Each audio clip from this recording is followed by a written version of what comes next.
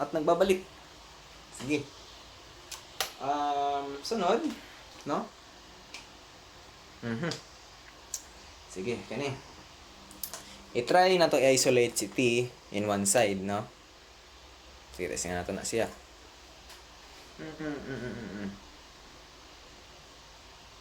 So, pwede na to i-equate si, or kani siya, let's minus na lang both sides, or add both sides of 294.3, 0.1 sine 30, no? So, cancel na siya. So, T 0.1 cosine 30 plus 0.1 equals 294.3 0.1 sine 30. Tapos, divide na lang both sides with 0.1 cosine 30 plus 0.1, no? Divide na lang siya both sides, so cancel na siya. So, T equals 294.3 times 0.1 sine 30 all over 0.1 cosine 30 plus 0.1. Okay. Sige. So, kana siya. Kuha naman na itong T, no? So, pwede na ako na siya i-erase. Erase ako na siya sa eraser. Oh no! No. Sige. Kuha na ito itong T. No. Sige. So, karon i-substitute na to ang T anemia. So, may mo siyang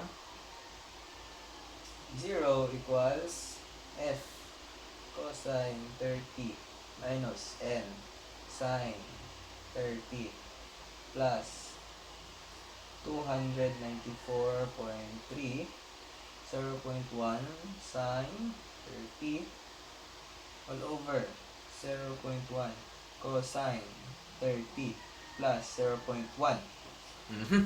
Klaro ba? Klaro lagi na. Sige, focus na lang ta diri Tapos zoom ta gamay, hala. Ka-zoom. No. Okay na. Sige. So karon nanatay two equations. Pwede na to i-derive ang isa ka equation gikan diri no? So pwede na to, sige, kanya to i-work out. So butang na to siya diri Let's assume na gi-minus na to ni or gi-add na to ang 294.3. Dire.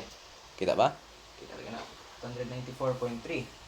So may siyang n cosine 30 plus f sine 30 equals 294.3.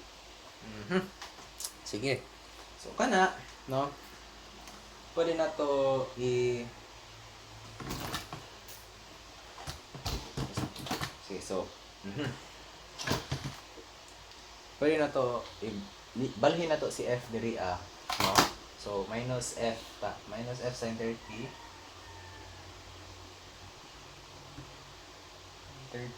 so n cosine 30 equivalent to 294.3 minus f sine 30. Sunod, divide both sides with cosine 30. So, 1 over cosine 30. No? Cancel na siya. So, n equals 294.3 minus f sine 30 all over cosine 30. So, ano na siya? Okay, so nanatay. Second equation na to. So, pwede na to i-substitute si n with 3 no? Okay, so ito ang erase na siya. Sige. So, 0 equals f cosine 30 minus n. Or n na to is, kung di ba? 294.3 minus f sine 30 all over cosine 30 plus, ay, napay sine 30 no? Sine 30 plus 294.3 times 0.1 sine 30 all over 0.1 cosine 30 plus 0.1. Okay, goods. Sige, so we are now down to one variable na lang. So pwede na to na siya shift solve, no? So, buta na to. 0 equals x cosine 30 minus quantity 294.3 minus x sine 30 all over cosine 30. Oops. Nya sine 30 na po. Plus wait na.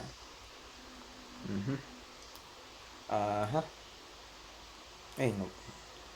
Plus 200 wait lang. 294.3 0.1 sine 30. No. Yeah, 0.1 cosine 30 plus 0.1. Sige, so shift solve ta. Shift solve. Zero. No. Paabot sa ta.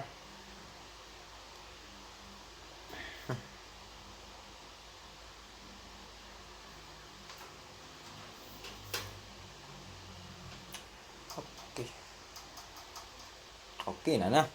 So, ang F na to, friction na to is equivalent to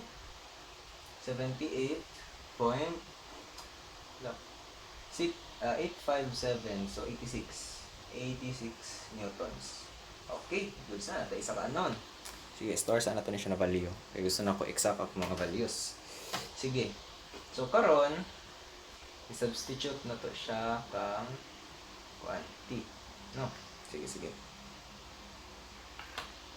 So, si T po dahil na to, T is kani siya, which is pwede na to siya yung work out with 294.3 0.1 sine 30 all over 0.1 cosine 30 plus 0.1.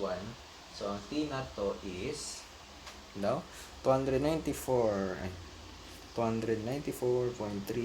times 0.1 sine 30 all over 0.1 cosine 30 plus 0.1. We have 78.6 na po. No?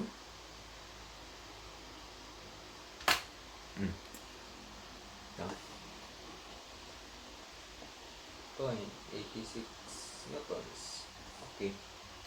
Sige. Tapos sa N na to, pwede na to i-substitute si F. So, N equals 294.3 minus F na to, which is 78.86 sine 30 all over cosine 30. So, N na to equals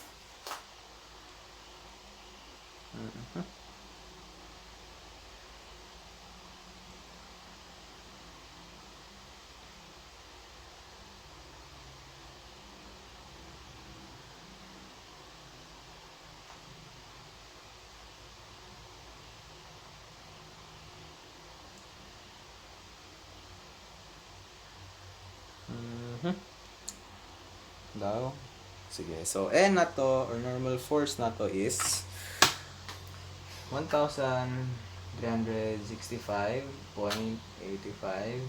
newtons. Sige. So, mara na siya. Sige. So, mara na siya ang mga unknowns na to. Tapos na tag-solve. Okay na siya. Sige. So, to. Feel free na lang po to correct dira sa comment section daw ko, no. Just correct me if na ako'y mali, no. Sige, kaya mausap ko video ani. Sure lang. So to. Salamat sa pagtanaw. Pag-subscribe mo, hindi mag-subscribe. Sure lang. Okay? Salamat. Thank you. And mabuhay. Salamat. Okay.